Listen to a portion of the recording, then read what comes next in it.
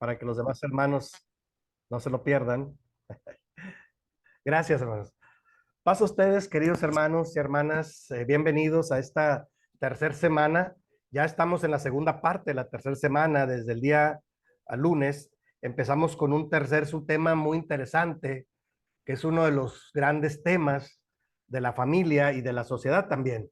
Y yo le pongo por título Sexualidad y Familia, como una manera de atenderlo con un enfoque pastoral, aunque yo entiendo que es uno de los grandes problemas sociales.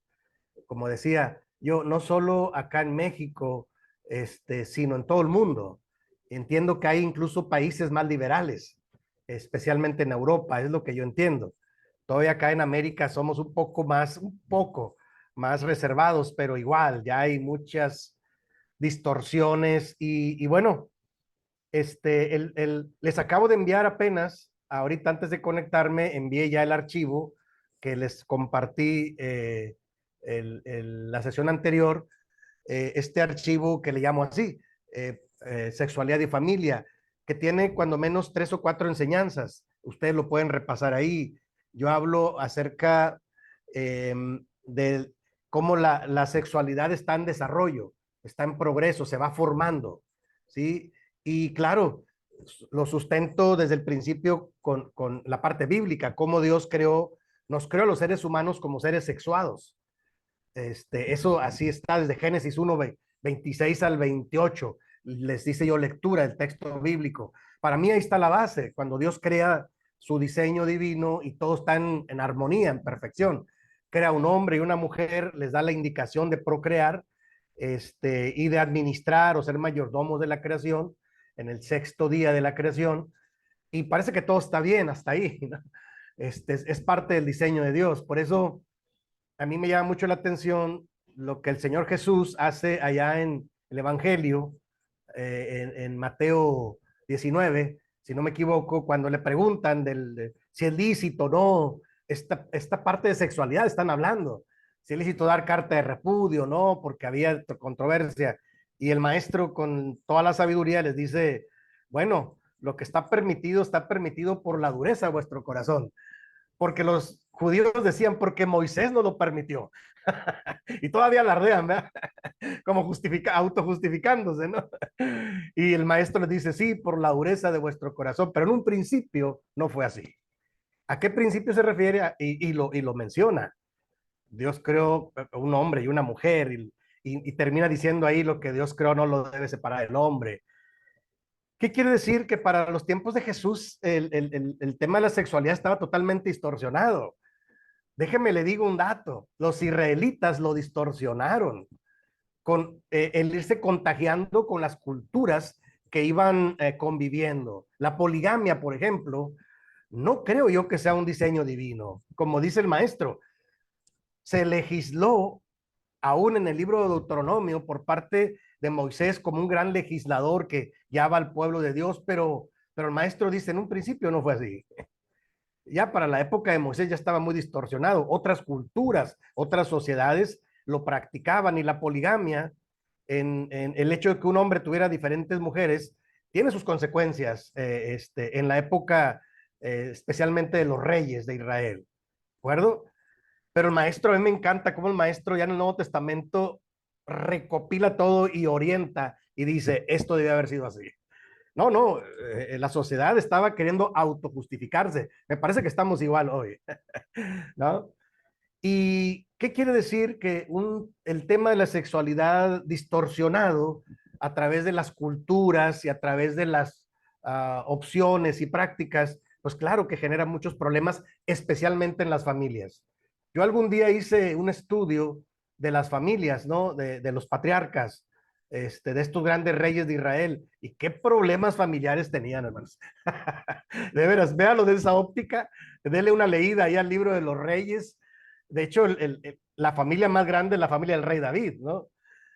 Él hereda a Salomón, su hijo, las cosas, y entonces dice por ahí uno de los pasajes bíblicos que Salomón tuvo 800 mujeres y 600 concubinas. Dije, qué exageración, pensé yo, ¿verdad? Hasta yo bromeo cuando doy el tema, le digo, me parece que es simbólico, con muchas cosas. Se pasa una exageración. Y la broma que yo hago, hermanos, como para hacer reflexionar a los hermanos, es, si uno en estos tiempos con una sola mujer no puede, tiene grandes problemas, atender y llevar una familia, imagínense en esos tiempos. Y son bromas que yo hago como para sobrellevar el tema, porque es un tema muy serio.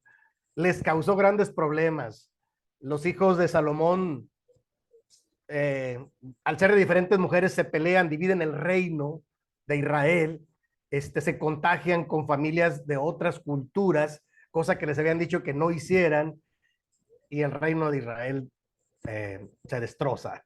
Primero se divide en reino del norte y reino del sur, en diferentes tribus, y al final acaba conquistado y deportado. Y los profetas ya lo habían dicho, es por la dureza de su corazón, y las consecuencias son eso. Wow. Se dan cuenta que la historia de la salvación es historia de familias, ¿no?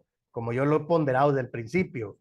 Yo me acuerdo mucho, el primer tema que yo doy cuando hablo de este tema, hablo de la promesa, de recuperar la promesa de bendición que Dios le dio a Abraham desde Génesis 12.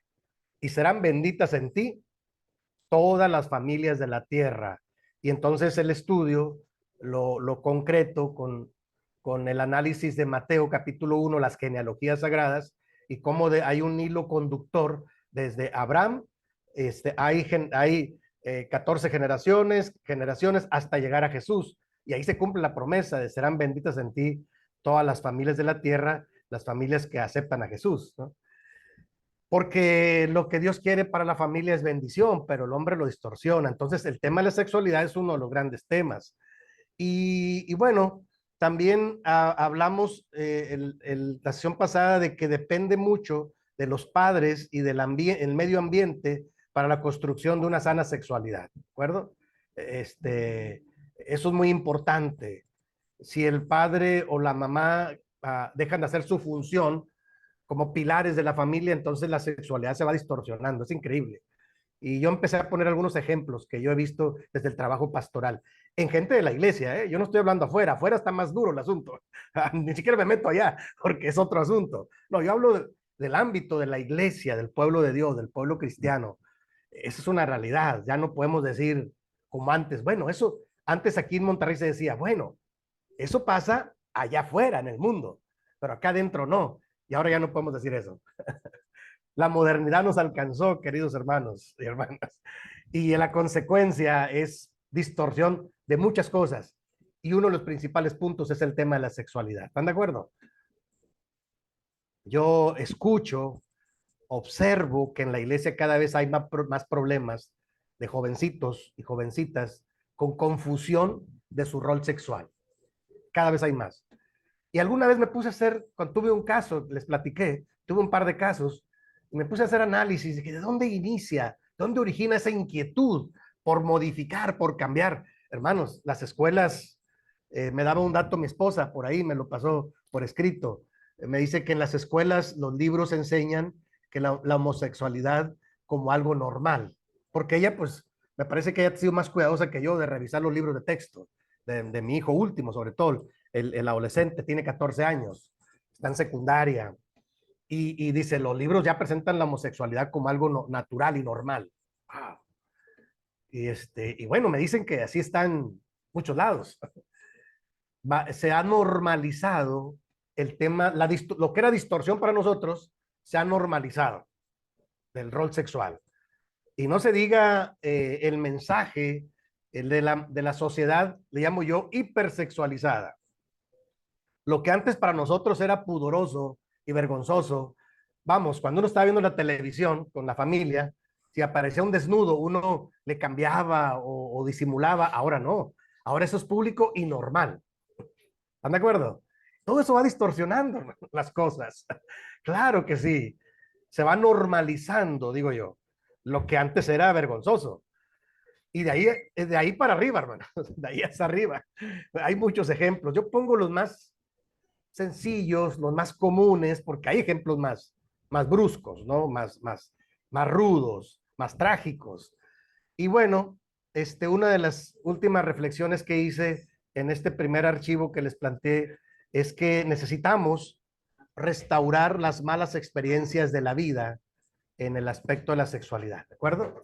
O sea, ¿qué haces cuando ya, digo, es mejor el trabajo preventivo? Yo estoy convencido que el trabajo preventivo en las familias y en las iglesias es maravilloso. Yo le apuesto invertir más en la parte preventiva, claro. Y que les platiqué que este archivo que les envié y este que voy a compartir ahora, yo lo he trabajado en pláticas prematrimoniales, en parejas que se van a casar apenas. Entonces, les digo yo, me gustaría platicar con ustedes como pastor, ¿les parece? Sí, hermano. Entonces, yo hago todo este tipo de reflexión, este tema en específico, y les pregunto qué opinan, qué piensan, y al final, hermanos, yo les intento ayudar, les doy una hoja donde hagan un proyecto de vida de cada uno de ellos. Les digo, ok, las experiencias, la herencia familiar incluso, no la podemos quitar, ya está ahí. Pero ustedes pueden soñar, un hombre y una mujer en Cristo, pueden soñar en ser uno y hacer un solo proyecto de vida como ellos lo quieran hacer en el Señor Jesús, ¿sí? Yo le llamo un proyecto, nuevo proyecto de vida en Cristo, a la nueva pareja que va a ser. Y me gusta abrirles el panorama, reflexionar, pedirles que se esfuercen, y hablo de las diferentes etapas de la vida en matrimonio, y todo esto, y parece que me ha funcionado, cuando menos las parejas que les he dado la bendición permanecen, cuando menos, y una que otra que tiene problemas, pues yo me ofrezco para darles consejería, y hay que simbrarlos a ver, ¿qué pasa? Porque cuando uno se sitúa en la etapa del ego, cuidado, es lucha de poder, a ver quién gana, y eso es muy peligroso, porque pues nadie gana. En un problema matrimonial, ninguno gana, los dos perdemos, ¿están de acuerdo? O sea, porque llega a haber rupturas, llega a haber sentimientos y me parece, yo como consejero soy duro en ese sentido, de ser realista, decir, a ver, tranquilos, vamos a ver qué está pasando realmente, que en el afán de ayudar y parece que funciona, ¿no? Sí, porque no hacemos nada bueno con decirles, ay, van bien y pues échenle ganas. No, no, no. A veces hay que, en el papel del líder como consejero, tienes que simbrar. Si tú ves algo malo, tienes que confrontar y orientar para restaurar. ¿Están de acuerdo, hermanos? Esa es una de mis propuestas que yo hago. Yo lo he discutido con ministros de nuestra iglesia. Hay quien me dice, no, Isma, es que tú eres muy duro. La pastoral es ser amigos de los demás. Claro que somos amigos en Cristo, somos hermanos en Cristo. Pero si tú ves algo malo, no lo puedes solapar. Lo tienes que señalar cuando, oiga, cuidado con esto, hermano. Hermana, tenga cuidado con esto. Yo recuerdo un poco, porque ahora trato de ser práctico en este segundo bloque del tema, y yo lo he vivido como pastor, y les digo, a veces lo tomo un poco en broma, pero la idea es reflexionar. Yo me acuerdo que le decía a una hermana, que era un poco nueva en la iglesia, ¿no?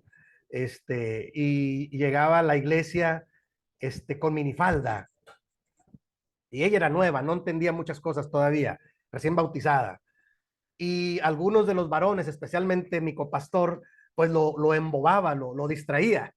Y entonces yo a la bromeé un día, le dije, hermana, tenga cuidado al vestir, no le mueva la faldita al hermano porque lo descontrola, lo desubica. Y se rió mucho, se rió mucho, ay hermano. Y ya le dije a mi esposa, sabes que hay que visitarla para orientarla, ¿no? Hace muchos años, estoy hablando de los años 90, ¿no? Pero yo alcanzaba a mirar que había que prevenir situaciones. Y ya llegó un momento en que el asunto de ellos fue creciendo, creciendo, hasta que yo no la confronté. Dije a mi esposa, ¿sabes qué? Necesitamos confrontarla. Decirle, ¿qué está pasando, hermano? Porque veíamos que se miraban juntos, sonrisas, abrazos juntos, y tenían cada quien su familia. Entonces, digamos, tuvimos que confrontarle y decirle, a ver, ¿qué pasa, hermana? Sea sincera, tenga cuidado. Es un hombre casado, es un hombre cristiano. Ay, hermano, mi necesidad y mi desorientación. Era una madre soltera ella, con 3 niños. Y al final de la plática, estábamos solos, me acuerdo mucho, estábamos dentro de un auto platicando afuera de su casa para tener privacidad. Y al final ella se contristó y dijo, tienes razón, hermano. Hemos hablado, hemos platicado de irnos juntos y dejar todo. ¡Wow! ¿Qué pasa, hermano? Sí, hermano, wow, bendito Dios, lo detectamos a tiempo. Imagínense, qué tragedias. Y le dije, no, hermana, le prohíbo que vuelva, si me permite como pastor, no vuelva a estar a solas con este hermano. Y con él déjeme me entiendo. Le apliqué disciplina, no creen que no. Siempre lo negó todo, ¿eh? Siempre lo negó, no, hermano, y no, y no, y no. Cuando está alguien en la negación, hermano, puedes mostrarle las evidencias y decir, y no, porque es la parte humana. Pero yo como pastor sí he sido de los que, si puedo adelantarme, me adelanto. Hey, cuidado. A los jóvenes les digo, tengan cuidado con eso. No estén mucho tiempo solos y sean tan liberales, tengan cuidado. Ay, hermano, ¿cómo cree? ¿A poco? Si uno no es nuevo. Digo, hay que ser cristianos y espirituales, pero no inocentes. ¿Están de acuerdo, hermanos? A mí me funciona como pastor. Creo que los líderes cristianos tendríamos que ser más directos, porque alcanzas a ver muchas cosas, ¿o no, hermanos? Claro que ustedes también alcanzan a ver cosas. Y uno por educación, uno dice, no, pues disimulémoslo, no lo desanimemos.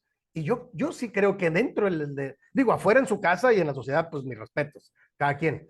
Pero dentro de la iglesia, del templo, vamos, de las instalaciones, de la convivencia, yo creo que si uno observa cosas, uno tiene que ser directo. Es una recomendación, nada más. No van a decir, es que me dijo el hermano Ismael que le dijera. No. Hay que analizar las cosas. Y si tú ves que algo va mal, decir, hey, tenga cuidado.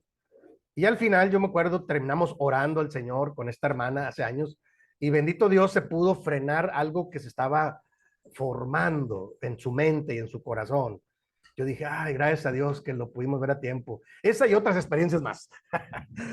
Ahorita me vino a la mente como en el afán de ilustrar que el trabajo preventivo es bueno, pero el trabajo preventivo a veces tiene que ser de confrontación de ideas, no de las personas, de las ideas, de los conceptos, para que tomen las mejores decisiones. ¿Están de acuerdo? Bueno, eso es muy importante.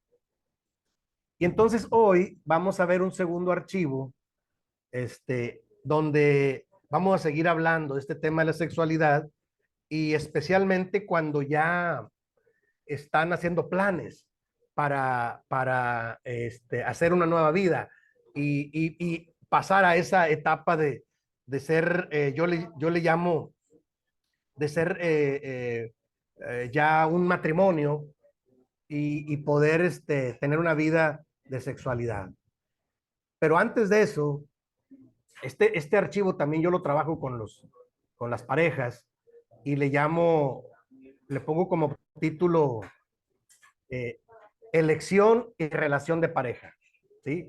De hecho, ahí le pongo el subtítulo, ¿no? Porque ese archivo lo he usado. Pláticas de taller para jóvenes solteros. Digo, más vale prevenir que lamentar, dicen aquí en México, ¿no? Y a mí me ha servido, yo se los comparto con mucho cariño porque a mí me ha servido como preventivo, para tocar temas importantes en las nuevas parejas, en los jóvenes, ya adultos, algunos ya están a punto de casarse, están tratando de elegir, y qué bueno que los orientemos. ¿Están de acuerdo? Es una manera de trabajar preventivamente con nuestros jóvenes. ¿De acuerdo? Porque qué triste que no digamos nada y luego de repente uno se da cuenta que se equivocó, pues nunca le dijiste nada, mi hermano, nunca lo orientaste. Qué triste, ¿no?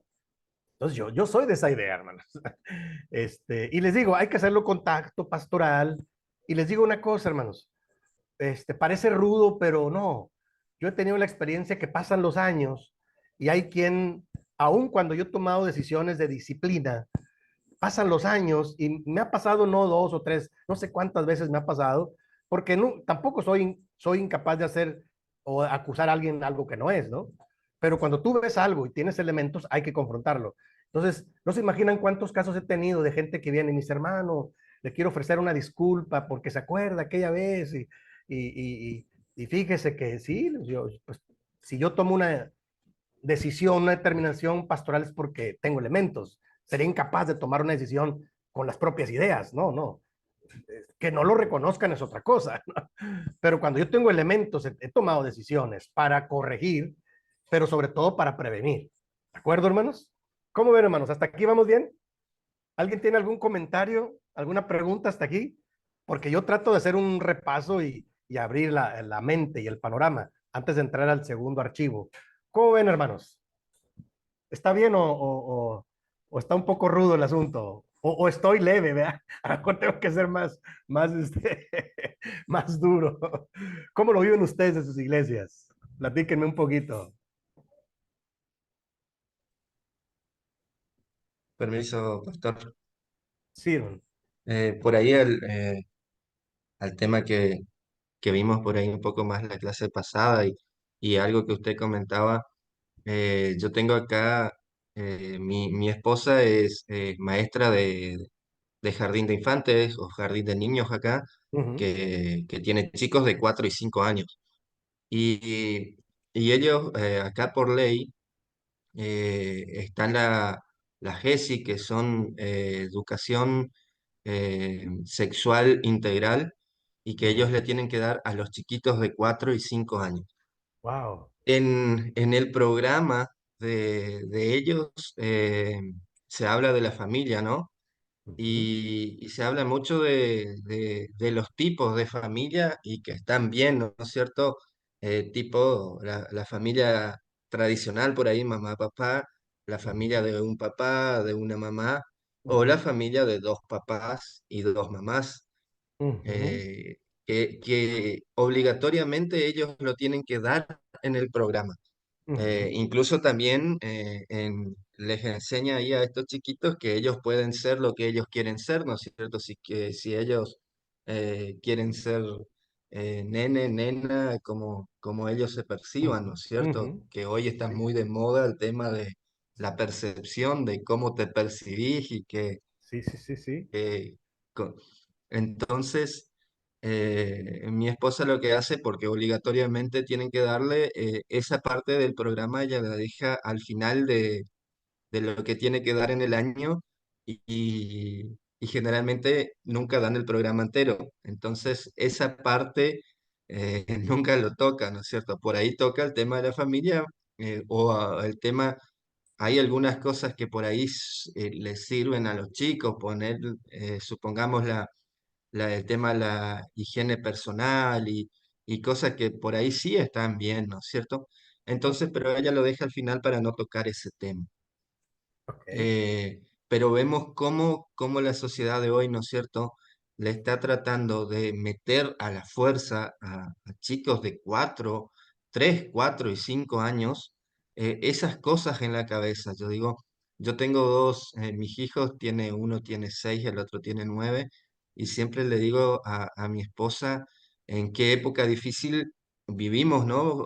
Para ser padres, porque con estas cosas tenemos que estar muy bien preparados como padres y yo creo que desde el lado espiritual más que nada para enseñarles a ellos porque ellos van a tener ese choque de enseñanzas, ¿no es cierto? De decir, pero si mi maestra me dijo que eso está bien Ujú, y vos me estás diciendo que eso no está bien.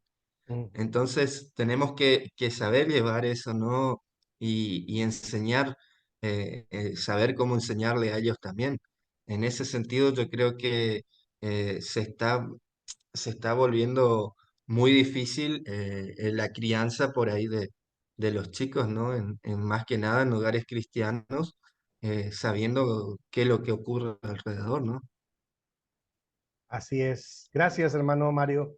Muy buen comentario. Me confirma lo que yo estaba comentando, de que en las escuelas, no solo acá en México, allá igual, me parece que en todo el mundo hay un afán de trabajar los derechos humanos y de tener una apertura grande, creo que por ahí se justifica, tener una apertura grande en el tema de la inclusión, le llaman.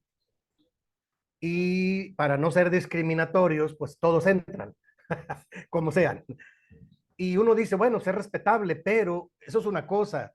Y otra cosa es que este, se les mal oriente por ahí, ¿de acuerdo? Por ejemplo, yo cuando toco el tema de la sexualidad con alguien, con un homosexual, por ejemplo, me ha tocado muchas veces. Yo soy muy respetuoso. No, pastor, no me juzgue, no, no te juzgo, hijo. Está bien, es tu decisión. Solo asume las consecuencias de esa decisión. O sea, le decía yo a uno, mira, porque sucede que ustedes toman decisiones las que ustedes quieren. Ustedes nada más que asuman las consecuencias, porque cuando algo pasa, es obvio que una mala decisión te trae grandes problemas. Y desde mi punto de vista, este tipo de decisiones generan otro tipo de problemas más adelante. Y algunos de ellos me lo confirmaban porque se enferman, las relaciones entre ellos son muy tóxicas, la verdad, imagínense.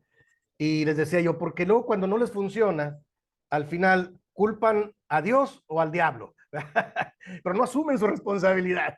Les decía yo, asuman su responsabilidad, está bien, cada quien es libre de decidir lo que quiera, pero seamos responsables. Yo les decía, nada más. O ¿cómo ves? No, sí está bien. Bueno, por eso es que yo creo mucho en el trabajo preventivo, hermanos, de tocar el tema con cuidado en las iglesias. Tiene que ser un tema cuidado porque, como lo dijo el hermano Mario, cuando están chiquititos, pues no tienen tanta capacidad de asimilar tanta información. Todo es a su tiempo. Me parece que tiene que ser algo básico. Qué interesante y qué bueno que en la sabiduría que Dios les da, dice, bueno, les voy a dar lo básico. No es el momento para profundizar en eso, aunque lo diga el presidente, ¿verdad? Pues oye, sí, uno tiene que ser inteligente y sagaz para decir, ok, vamos a tocar el tema, pero superficialmente. No voy a llegar a lo que tú quieres que yo diga, porque eso me parece grotesco y adelantado. En su momento ellos deberán recibir información. Me parece que ya cuando están adolescentes y hay cambios, como veíamos en el archivo anterior, claro, ahí sí, porque puede responder a inquietudes y necesidades que ellos están teniendo. Y especialmente cuando llegan a la juventud, llegan a esta etapa que yo tengo aquí, este subtítulo, tienen que elegir qué pareja van a tener y cómo se van a relacionar con su pareja. O sea, para mí el trabajo de sexualidad y familia, o como se le llama en otros lugares, se le llama de educación sexual, tiene que ver con esto, más que con imágenes y más que, no, no, no, tiene que ver con orientar desde el texto bíblico, desde las experiencias de la vida, y tiene que ser como gradual, porque recordemos, la sexualidad se está forjando, se va forjando a través de los años. Y este archivo a mí me ha servido para esto que yo les comento, ¿de acuerdo? Como para preparar a estas parejas antes de que den un paso serio. Y bueno, se los comparto yo con mucho cariño, ¿no? Este asunto les puede servir a ustedes como líderes. Hay varias maneras de elegir de pareja y de relacionarse con las parejas. Y cuando menos desde el desarrollo humano, desde la información, habría que conocerlas, cuando menos, para no caer en ello de manera, por ignorancia. Ya si uno cae sabiendo, bueno, es otra cosa. Pero se habla mucho de la posición narcisista. ¿Qué es una posición narcisista? Es cuando busco y encuentro a alguien maravilloso como yo mismo, y no me conformo con alguien que considero inferior. No sé si allá, pero aquí está pasando mucho que los jóvenes adultos ya no se quieren casar. Llega un momento en que son muy mayores, 20, 30, hasta 40 años, y no quieren casarse, aunque tienen novia y aunque tienen posibilidad, ¿no? ¿Por qué? Porque dice, no, no, no es el momento, no encuentro a nadie. Y puede ser una posición narcisista, o sea, que buscan el ideal, como si la persona fuera el ideal. ¿De acuerdo? Es tratar buscar una relación, pero desde la óptica narcisista. Yo estoy pensando como yo digo, no me conformo con alguien menor que yo. Pero ese es mi punto de vista. Por eso se le llama una posición narcisista, ¿no? Y luego viene la historia de Narciso, ¿no? La mitología griega, el término narcisista, ustedes saben, viene de la mitología griega. Es un cuento de un joven que se amaba a sí mismo tanto que murió queriendo tocar su rostro reflejado en el lago. Le llamaba Narciso, de ahí el término de narcisista, alguien que se ama a sí mismo y es capaz de llegar hasta la muerte, ¿verdad? Hay un dicho aquí en México, no sé allá, parece que ya es muy universal. Lo usan mucho las mujeres, pero también ahora los hombres. Dicen, antes muerto que sencillo, dicen ella. ¿Qué es eso? Pues es una actitud narcisista, o sea, yo me amo tanto que no me conformo con cómo estén las cosas, yo siempre quiero lo mejor. Parece que no es tan malo, pero ya cuando menosprecias a todos los demás, pues es una posición narcisista. El problema es que en la elección de pareja no es la mejor opción porque aunque uno siempre debe buscar lo mejor para uno, pongo el tercer punto, todos tenemos una etapa en la vida con este tipo de rasgos, sobre todo cuando uno es joven, ¿no? Cuando uno es joven, claro, que uno tiende a tener una etapa en cierto narcisismo, de amarse a sí mismo, ¿no? Claro, está joven uno, tiene, no sé, 20 años, tiene la fortaleza, tiene todo, parece que tiene todo el mundo a su favor. Y yo no entiendo que es una etapa de la vida. Este, el asunto aquí es que estamos, como yo le llamo el subtítulo, estamos en un momento de elección de pareja y cómo va a ser mi relación con ella. Entonces, habría que tener cuidado en esta posición narcisista porque se piensa solamente en uno y no en la otra persona. Es una de las opciones, son tres opciones. Déjenme avanzo y al final sacamos algunas conclusiones. Hay otra posición del ser humano para buscar pareja, que es la posición de apuntalamiento.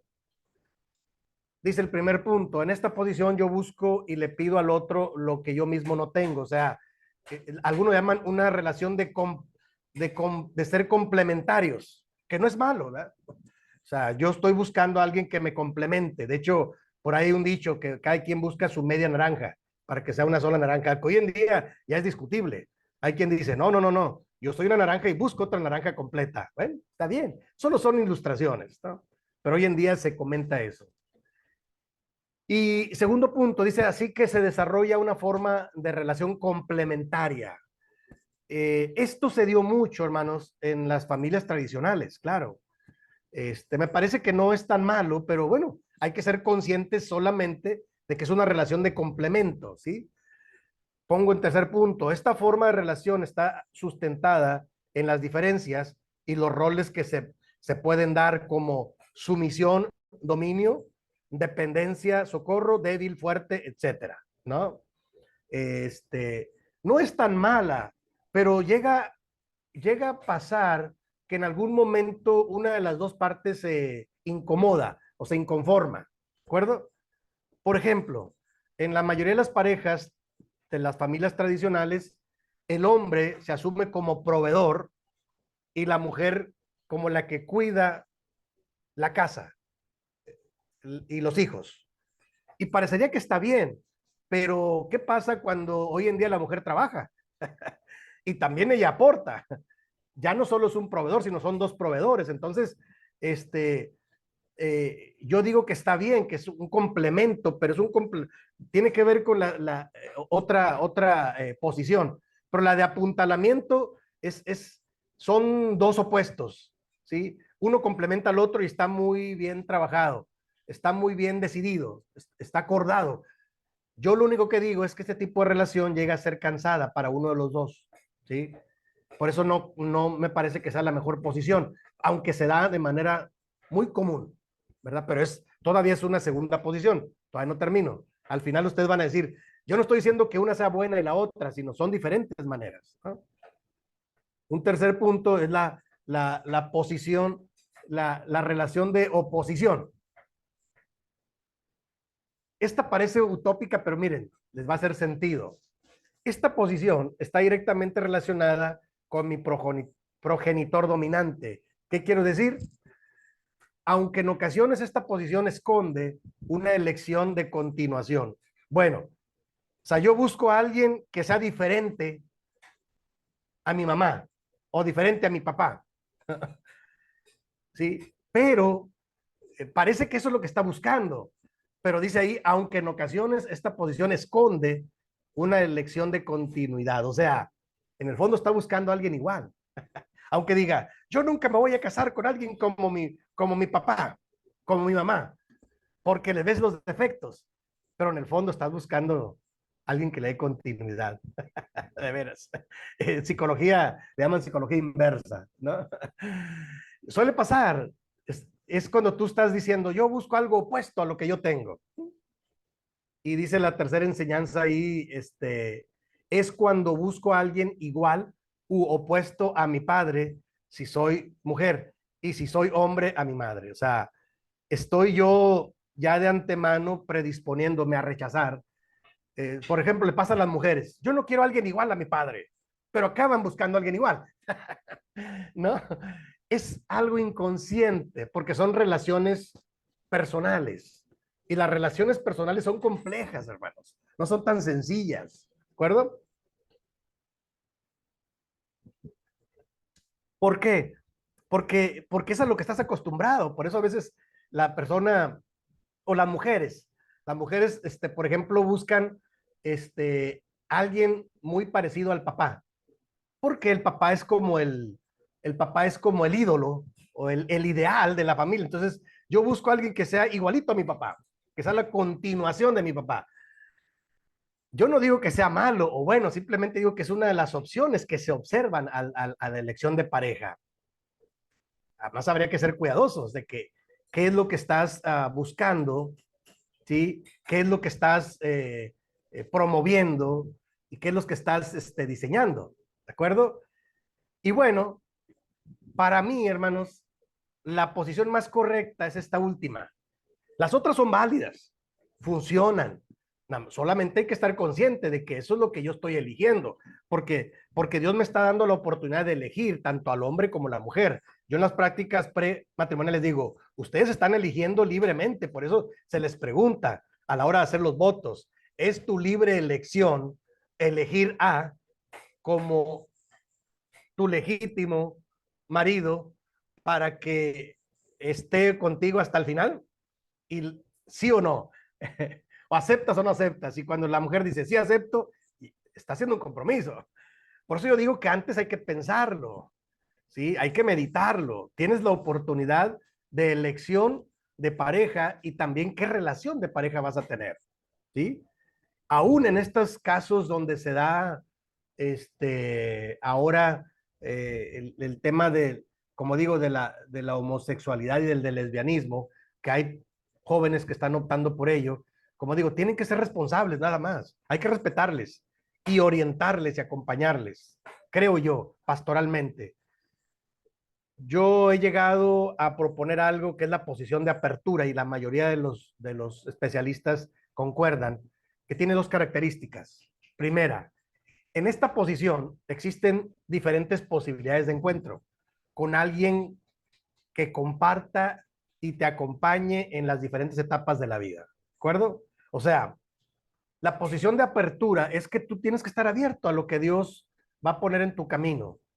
Uno se puede equivocar al elegir, hermanos, pero por eso busqué uno a los jóvenes, a las jóvenes de la iglesia, le dice, hijo, hija, póngase a orar, pídale a Dios un esposo, pídale a Dios una esposa, le dice uno al joven, ¿no?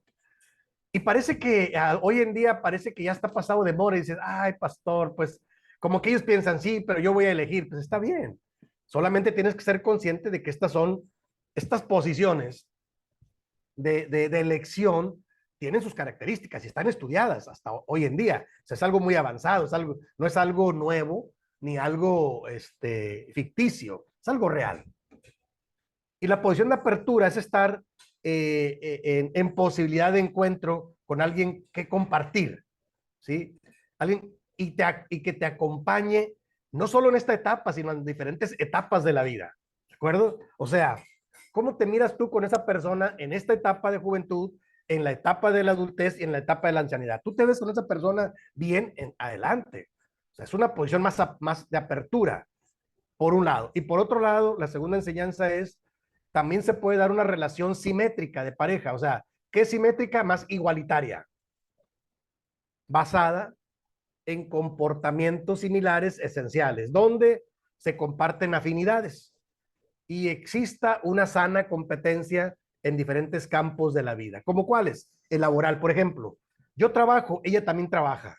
Adelante.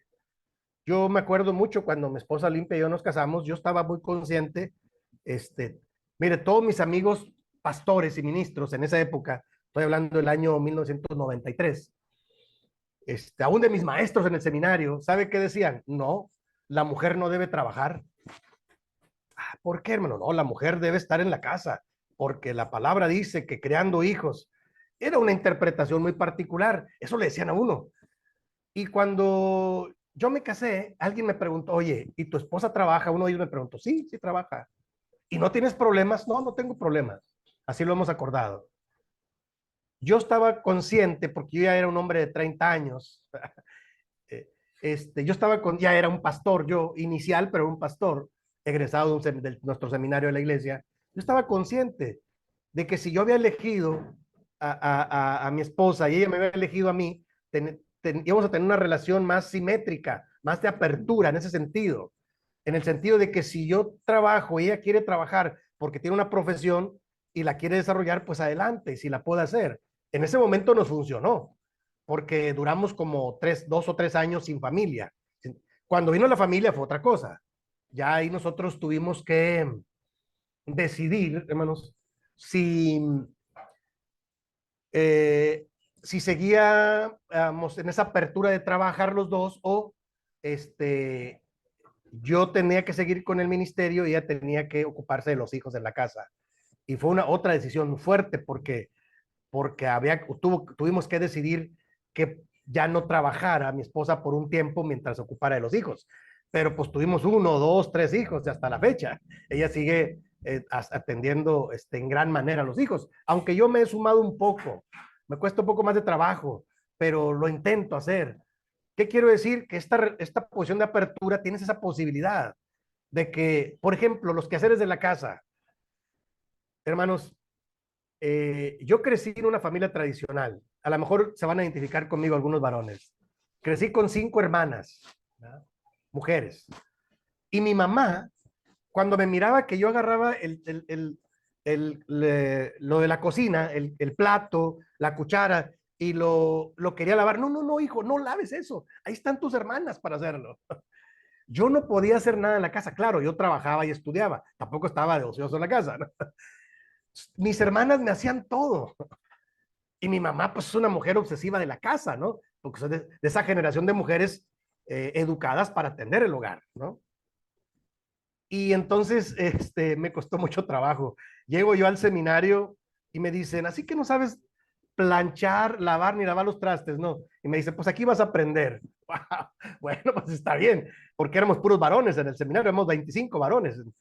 Era como un internado en ese año, en el año 88, ahí en Temisco, Morelos. Aprendí, alguien me enseñó a planchar y hasta la fecha me gusta. Entonces yo le digo hasta a los hermanos, bromeo con él, digo, hermanos, yo me plancho mi ropa, yo no necesito que me planchen, yo me ocupo de mi ropa. Claro, cuando se necesita apoyo, pues, oye, ayúdame, y si me ayuda. Pero yo me acostumbré a yo atenderme, porque viví algunos años solo. Y me costó mucho trabajo, pero sí lo he logrado incorporarme a los quehaceres de la casa, porque muchos años, pues yo me dediqué al ministerio, entonces parecía que no tenía tiempo. Y hubo algunos años en que sí, porque tuve algunos puestos muy absorbentes en la iglesia. Pero ahora es diferente, ahora tengo tiempo, soy ministro pensionado, tengo tiempo de lavar los trastes y de ver que estén en su lugar las cosas y como que de colaborar y de compartir las cosas en esta relación de apertura, que a mí me parece la más sana, ¿no? Es una relación más simétrica. Ahora, como dije, algunos de los compañeros en el ministerio me criticaron. ¿Cómo que tu esposa trabaja? La mujer no debe trabajar. Le dije, hermanos, nosotros así lo hemos decidido y nos funciona bien, no tenemos problema. No, pero no, hasta parecía que eran algo antibíblico, me decían ellos, ¿no? Le decía, no, hermanos, es respetar a la otra persona y valorar su profesión y su capacidad que ellos tienen. Entonces yo me di cuenta que en el ministerio hay personas que todavía lo ven así, digo, es respetable. Este archivo que yo les comparto tiene que ver con el subtítulo Elección y relación de pareja. ¿Cómo eliges pareja y cómo te relacionas? Y esta posición de apertura para mí es mucho más valiosa porque, como dice al principio, existen diferentes posibilidades de encuentro con alguien que compartir y que acompañar en las diferentes etapas de la vida. Las otras posiciones ya están marcadas, así son. Y esta es un poco más de apertura en que pueden cambiar las circunstancias, pueden compartir diferentes quehaceres de la casa, los dos pueden trabajar, los dos estudian, los dos se superan, los dos se apoyan y depende de la etapa de la vida, se van con mucha apertura y diálogo, se van acordando cosas para mejorar como familia. ¿Cómo ven, hermanos? ¿Alguien quiere comentar hasta aquí, hasta dónde vamos?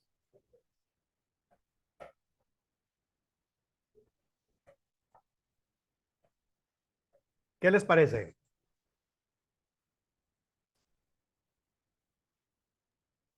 Permiso. Sí, hermano, adelante, adelante.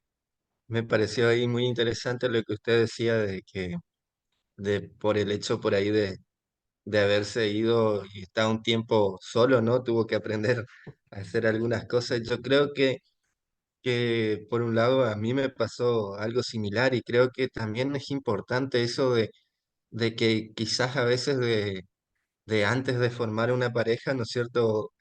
Vivir un tiempo solo por ahí. A mí me tocó cuando me fui a estudiar también eh, una carrera universitaria y bueno, me tenía que arreglar solo, aprender a cocinar, a limpiar. No soy fanático de hacerlo tampoco, no es que me agrada, ¿no? Pero aprenderlo y después aplicarlo en la casa también, ¿no?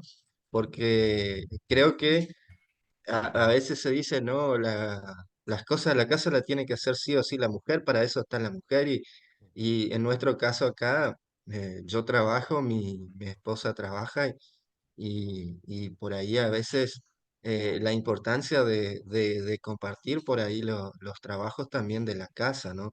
Lo mismo con la crianza de los chicos, muchas veces se dice, no, la mujer tiene que hacer todo, cuidarlos, bañarlos, darles de comer. Y creo que en ese sentido una pareja funciona mejor cuando los dos trabajan y estiran por ahí el carruaje hacia el mismo lado, ¿no? A mí me tocó vivirlo por ahí por un lado. Tengo mi cuñado que él en su vida cambió un pañal de sus hijos, ¿no? En ese sentido. Y bueno, a mí me tocó cambiar pañales, bañarles, cuidarles. Después, yo digo, pasás por una situación límite donde se te enferma tu mujer, ¿no? ¿Y qué haces? Ujú. No, no sabes Claro, hacer nada sí, y no sabes para dónde salir corriendo, ¿no es cierto? Entonces, la importancia de que los dos por ahí, ¿no es cierto?, aporten en el trabajo de la casa también, yo creo que es algo esencial en la pareja, ¿no? claro, claro que sí. Gracias, hermano Mario. Hermana Amanda, ¿quiere compartir con confianza? Sí, bueno, paz, hermanos, a todos. Yo me quito las gafitas. Sí, hermana, sí. Bueno, yo estoy, bueno, estoy de acuerdo con muchas de las cosas que nos comparte, porque pienso que todo debe tener un equilibrio, ¿no? En el hogar. Muchas veces vemos hogares donde solo la mujer trabaja o solo el hombre trabaja, entonces tiene que haber un equilibrio y cuando los dos trabajan, porque las economías de los países es bastante difícil ahora, y Ujú, pues debemos situarnos en un contexto del que estamos viviendo, pienso yo, donde muchas veces un salario de una sola persona no alcanza para todos los gastos que hay en la casa y el poder tener una calidad de vida medianamente buena, porque muchas veces no se da ujú, por todo, ¿no? Por lo que se está viviendo en el mundo y por las economías de cada país.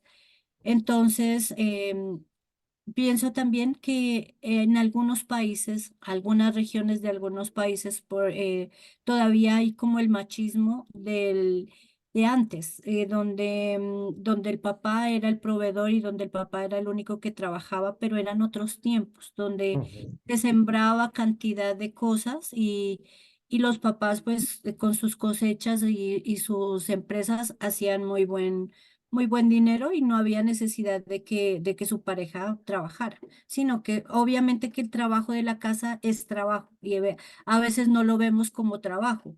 Entonces no, ese quedó en la casa y es ama de casa, pero ese trabajo de ser ama de casa es muy desgastante y es Claro. remunerado y debería serlo. Entonces hay muchas cosas que digamos van en eso. Digamos acá en Colombia, las parejas jóvenes sí tienen esa parte de apoyarse en los quehaceres de la casa.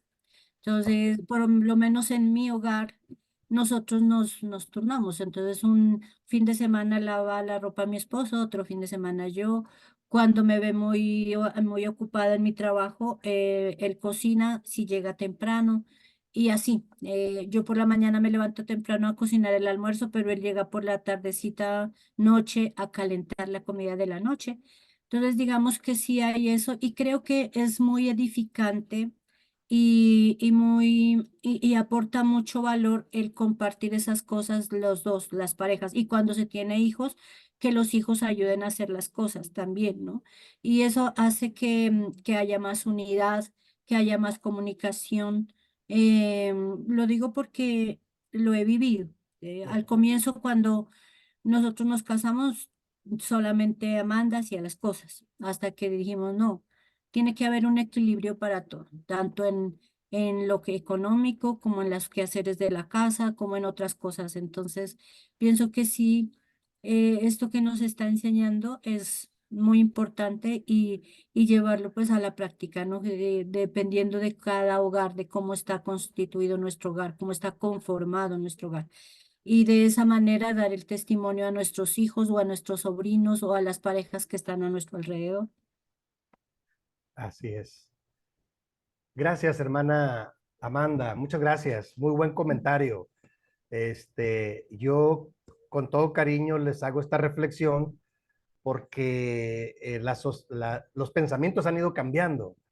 Les digo, a mí me tocó una época en la que aún mis mentores en el ministerio, mis maestros en el seminario de la iglesia, me decían, no, la mujer no debe trabajar. Yo, o sea, ¿por qué no? O sea, yo vengo de una sociedad, de un estado muy progresista. La mujer trabaja, se desenvuelve y me gusta mucho su comentario. Ahora, esto del equilibrio que comenta la hermana es excelente. Tiene que ver con esta posición de apertura, de equilibrio, también puede llamarse.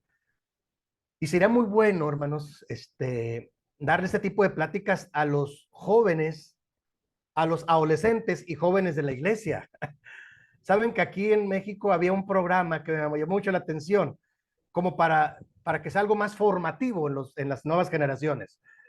Y me llamó mucho la atención, yo creo que se fue hace un par de años, en las escuelas secundarias aquí a las niñas les regalaban o les prestaban, perdón, un muñeco, así como las muñecas, pero un muñeco, una muñeca.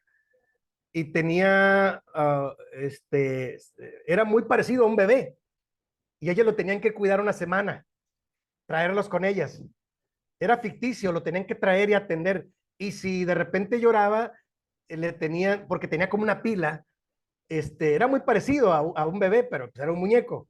Y lo tenían que arropar, le tenían que dar de comer, lo tenían que cuidar y tenía como un chip que registraba todo, si le daban de comer, si lo ponían a dormir, si lo levantaban y luego la maestra en la escuela los evaluaba.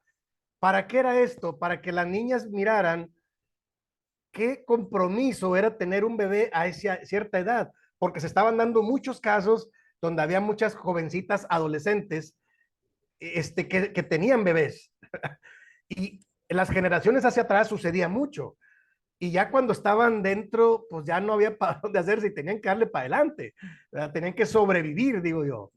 Pero qué mejor que este tipo de pláticas dentro del margen de la iglesia.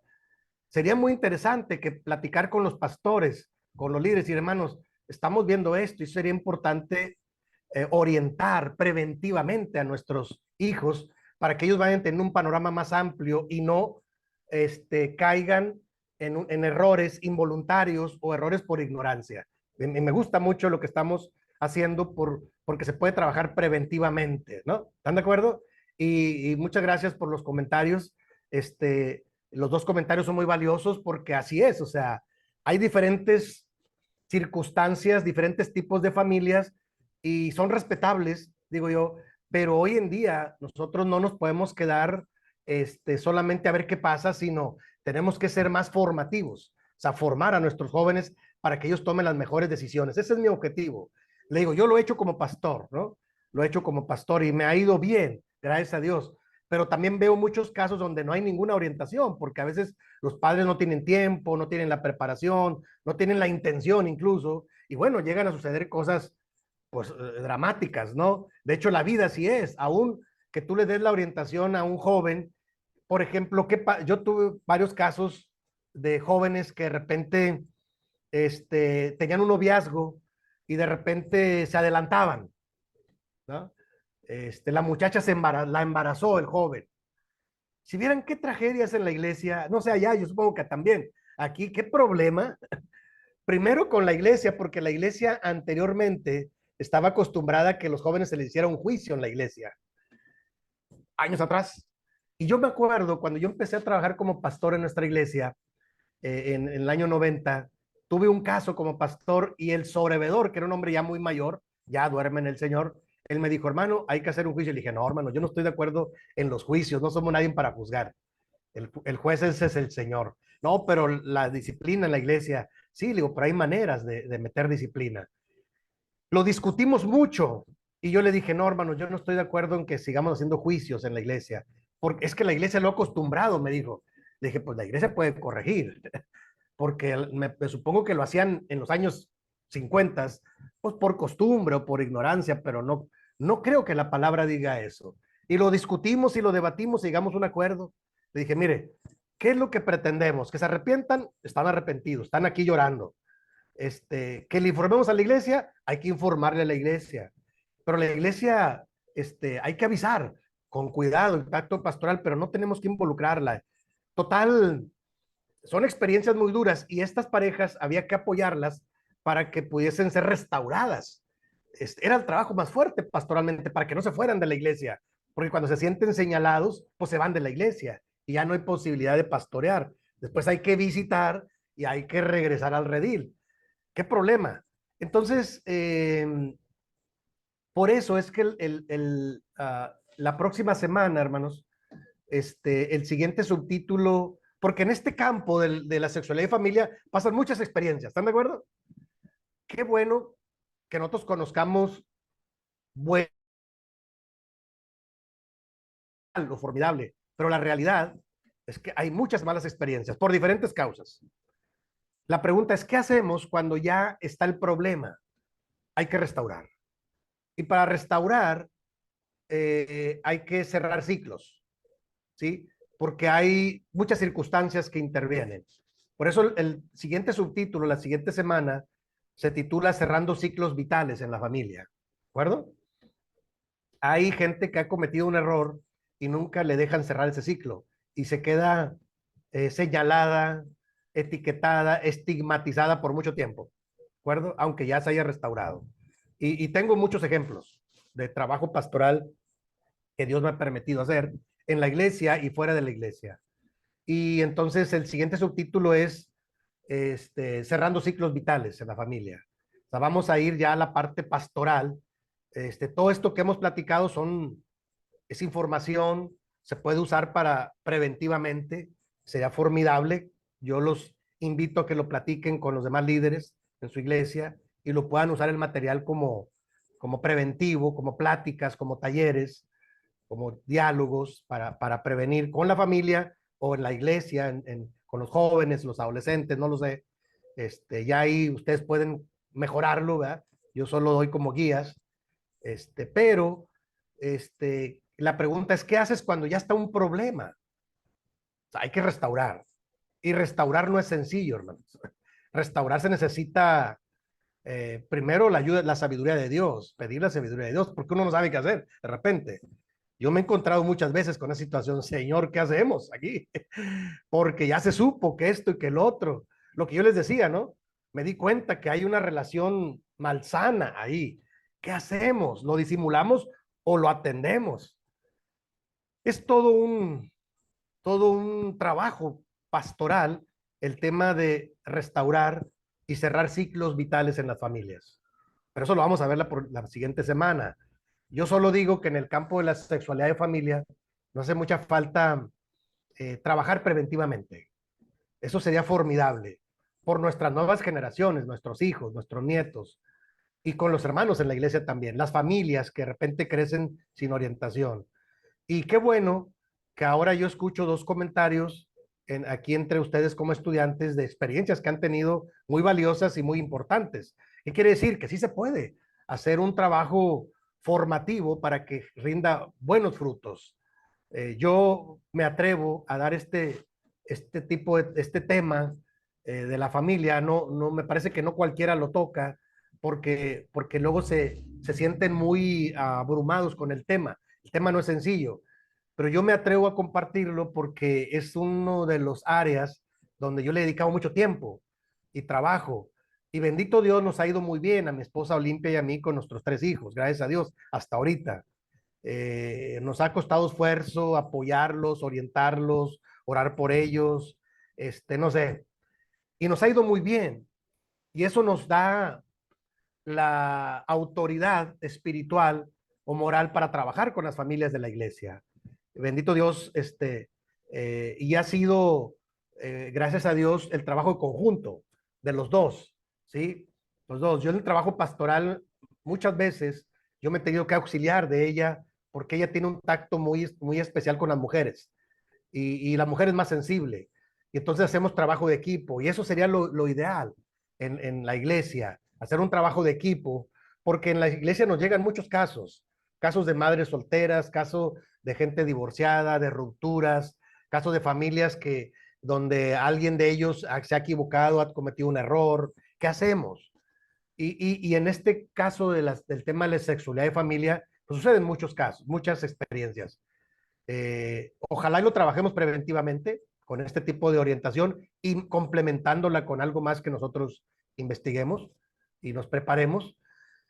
Pero también me parece que hay que saber qué hacer cuando ya está el problema encima, cuando ya hay un error detectado, cuando ya hay un problema abierto ahí. ¿Qué hacemos para cerrarlo? Y hacerlo bien pastoralmente. Entonces, ahí vamos a trabajar la próxima semana. Yo ahora terminando, les voy a enviar el archivo para el trabajo de la siguiente semana.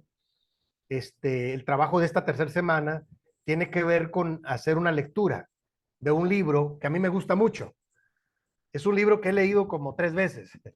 El libro se llama Cómo sanar las 8 etapas de la vida, de los hermanos Matthew y Dennis Lin. Ellos son psicoterapeutas cristianos y ellos se basan en el desarrollo, en la teoría de Erik Erikson del desarrollo humano. ¿Se acuerdan que esa también la investigamos? Ellos trabajan de manera magistral, me parece que es de los mejores libros que yo he leído. Este libro se lo voy a enviar en electrónico, ¿sí? Yo lo tengo en físico por ahí, pero ya lo tengo en electrónico, les voy a enviar el archivo para que lo suban al sílabo y puedan leer solo la introducción, ¿sí? Para captar cuál es la idea general de ellos de trabajar este tipo. Es un libro muy completo. De hecho, ellos van trabajando cada, cada capítulo de las 8 etapas de la vida en que ellos dividen la vida del desarrollo humano y ellos van poniendo ejemplos de qué tipo de problemas se pueden dar en esa etapa y cómo poder sanar a través de la oración y a través de la reflexión bíblica. Y bueno, lo vamos a ver la próxima semana, solo es un adelanto, ¿no? Entonces la tarea va a ser, yo les voy a enviar el archivo ahora para que lo suban y solamente lean la introducción y hacer un reporte de lectura de la introducción nada más. ¿De acuerdo? Y la próxima semana vamos a ver un, un resumen de todo el libro, aunque vamos a ir leyendo un par de capítulos a través de las diferentes semanas. Lo primero es leer la introducción, porque es muy valiosa, y vamos a platicar qué tan valioso es tener herramientas, tener preparación para cerrar ciclos nocivos en la familia y poder superar cualquier problema que pueda afectar a las familias.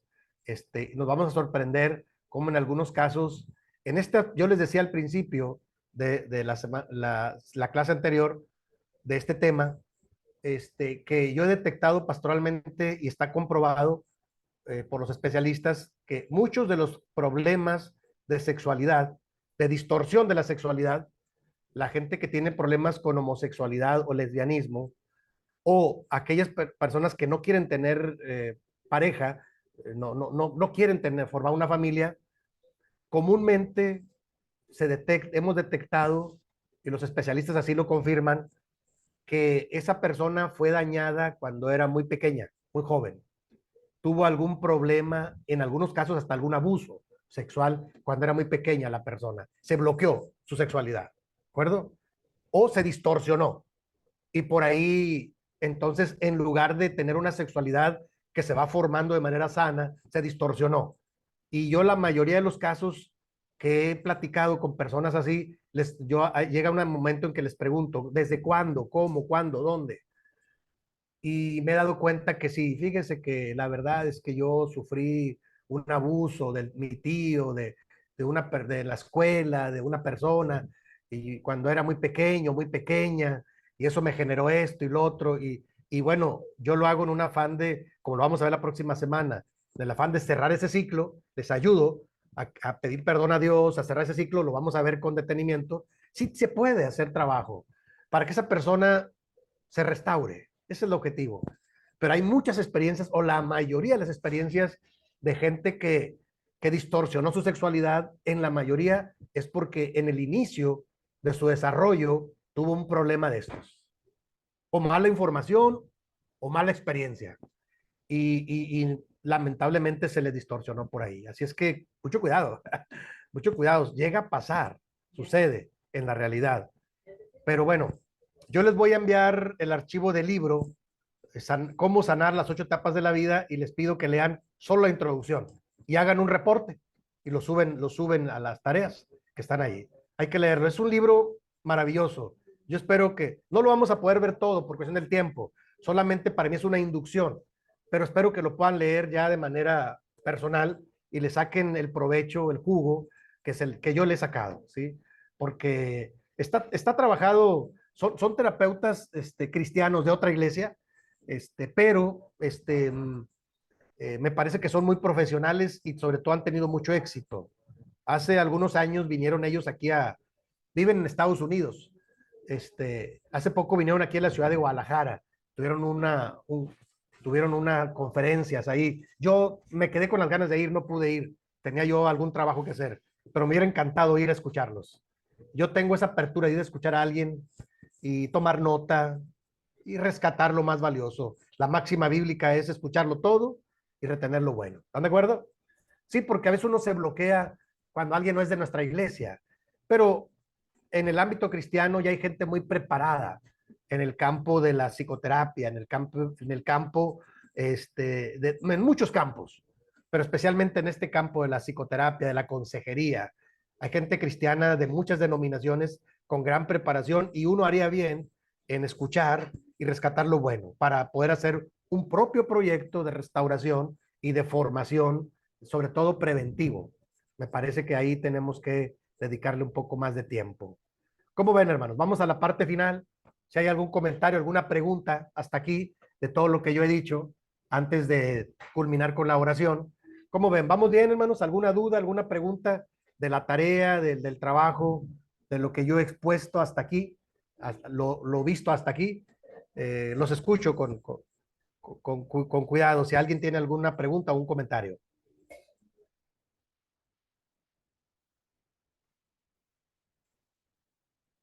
¿Vamos bien hasta aquí, hermanos? Siempre yo me quedo con un poquito de dudas y he tratado de ser muy práctico, ¿no? Y No es más muy claro, pero interesante. me gustaría saber si alguien tiene algún comentario o pregunta.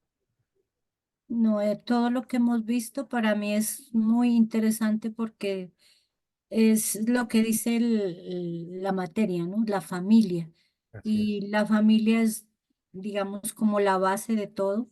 así es, Yo leía en un comentario de un expresidente no recuerdo si es de Chile, que decía que donde se dan los valores y donde se educa es la familia y que así es. los colegios solamente es una instrucción. Entonces, partiendo de ahí, pues digamos que todo lo que estamos viendo es eh,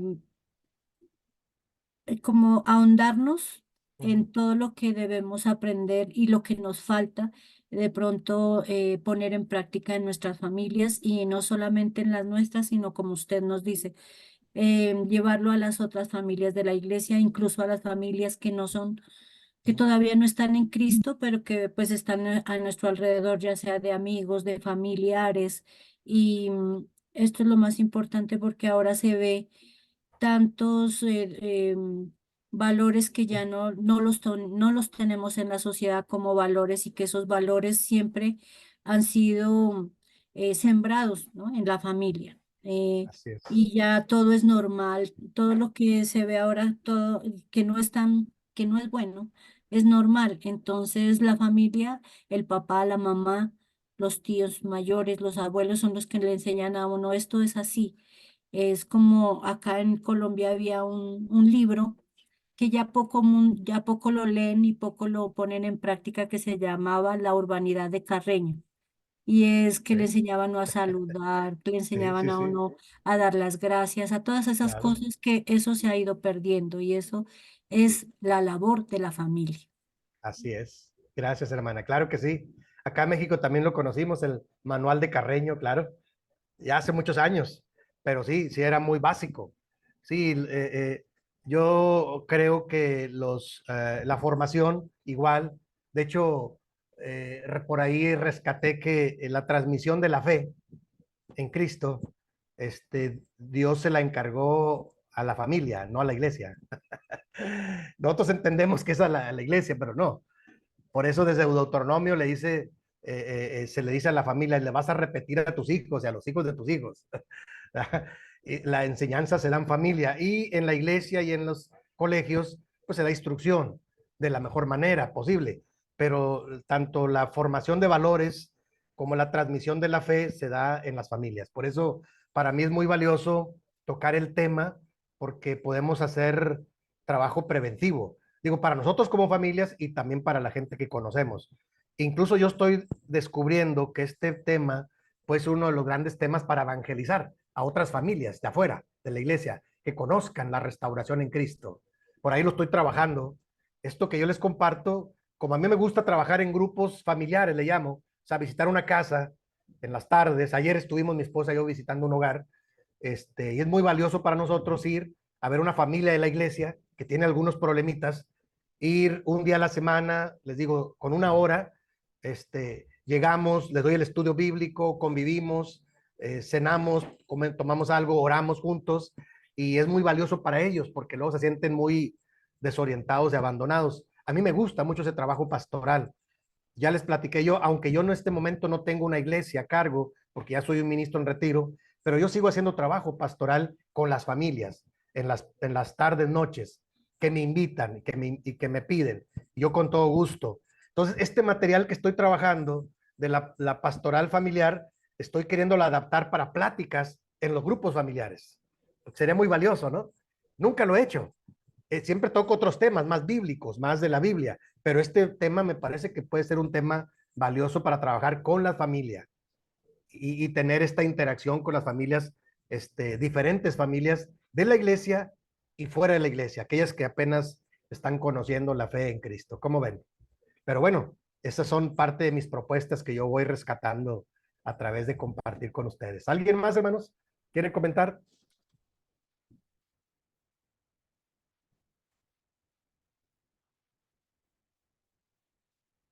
Si no es así, pues vamos a ir orando para ir terminando. Parece que estamos en el tiempo.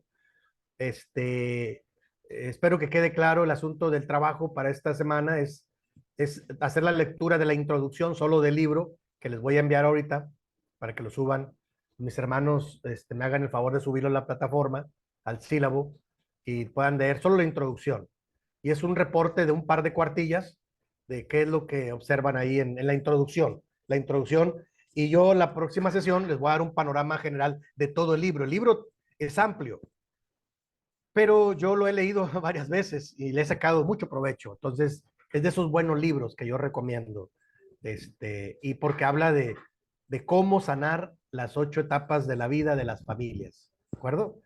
Y tiene que ver con el tema de la restauración. ¿Cómo restaurar? Yo diría, ellos le llaman sanar a través de la oración y de la palabra. Pero ya les explicaré eso en la próxima sesión. Por lo pronto, agradezco mucho su atención, a los hermanos también que va a llegar el material. Entonces, y si alguna duda surge a la hora de leer el libro, porque es un libro de 2 terapeutas o 3 de otra denominación, si surge alguna pregunta, con todo gusto, ¿eh? Hay que escucharlo todo, retener lo bueno. Puede ser que ellos digan algunas cosas desde su tradición, no son gente de nuestra iglesia, vamos. Entonces, léanlo con madurez y si hay alguna pregunta, ustedes me dicen con confianza para poderla disipar, para poderla aclarar. Pero hay que entrarle a la lectura del libro, solo la introducción, por lo pronto, ¿les parece? Y por ahí vamos a irnos introduciendo poco a poco a este tema, que es todo un tema de cómo sanar o cómo restaurar alguna de las etapas de la vida de manera bíblica, vamos a decir, y con acompañamiento pastoral. Creo que podemos aprender mucho todavía de ello, porque siempre hay mucho trabajo, siempre hay mucha necesidad en las familias. ¿Están de acuerdo? Bueno, si no hay algún comentario más, vamos a orar para terminar. ¿Les parece? Vamos a orar. Nuestro Padre y nuestro buen Dios, gracias. Muchas gracias, Señor, por la oportunidad que nos has dado de estar juntos, aún a la distancia, pero unidos en un mismo espíritu y reflexionando y capacitándonos en este tema tan importante. Queremos pedir que tu gran bendición alcance a todas las familias que nosotros estamos representando, que tu bendición alcance a nuestros hermanos en la fe también y que a nosotros tú nos ayudes, que nos des la sabiduría para poder dirigir y poder formar familias sanas y familias con bendición en Cristo. Padre, te pedimos también que tú bendigas a las familias que no conocen el mensaje de salvación y que nosotros podamos aportar la buena noticia para ellos y que ellos puedan ser restaurados y bendecidos también. Todo esto te lo pedimos, todo esto te lo rogamos confiadamente en el nombre de Jesús, nuestro Señor y nuestro Salvador. Amén. Gracias, queridos hermanos y hermanas, que el Señor los bendiga. Muchas gracias también a los que ven la grabación. Estoy a la orden, que Dios los bendiga. Pasa a ustedes. Bendiciones.